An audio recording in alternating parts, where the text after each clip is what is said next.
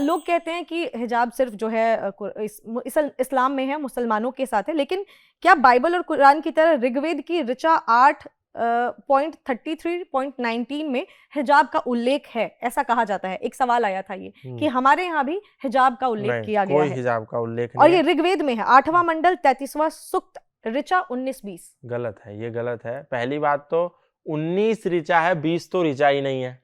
33वें मंडल में ऋचा ही 19 है टोटल, ये 20वीं ऋचा ही नहीं है। ये किसी ने गलत आपको रेफरेंस दिया है। उन्होंने ये भी लिखकर भेजा था कि ईश्वर ने तुम्हें स्त्री बनाया, जो लिखा हुआ है उन्होंने ये कोट किया है कि ईश्वर ने तुम्हें स्त्री बनाया, इसीलिए तुम्हें तुम्हारी दृष्टि नीचे रखनी चाहिए, पुरुषों की ओर मत देखो, अपने पैर बंद कर रखो, अपना सिर ढक कर रखो, अपने वस्त्रों का प्रदर्शन मत करो, वे पर्दे में ढक कर रखे जाने चाहिए। ये लोगों ने लिखकर भेजा है। जो झूठा है, पर्दा शब्द तो पहली बात संस्कृत का, हिंदी भाषा का शब्द ही नहीं है। पर्दा शब्द है उर्दू भाषा का, ये किसी फ्रॉड आदमी ने लिखा है, ये मैक्स मुलर से प्रेरित है, ये कोई माउंटबेटन से प्रेरित है। इसकी भाषा से समझिए ना, पर्दे में रहने दो। पर्दा कहां से आया हमारे संस्कृत में?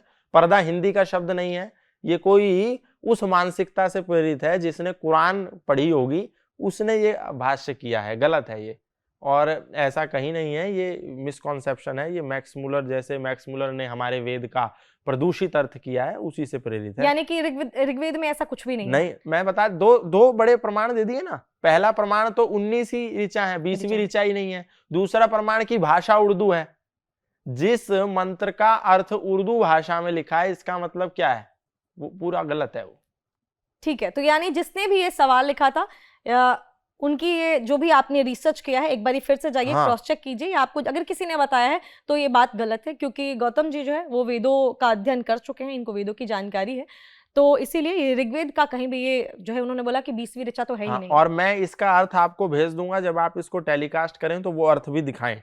जरूर, आपको स्क्रीन पर वो चीज देखने को भी मिल जाएगी। हाँ, वो वीडियो आपको देखने को मिल जाएगी, जानकारी मिल जाएगी। तो फिलहाल के लिए ये जिसने भी सवाल पूछा था, आपका सवाल गलत है, तो इसीलिए आपके गलत सवाल के लिए आप एक बार फिर से जाकर आप रिसर्च कर सकते हैं।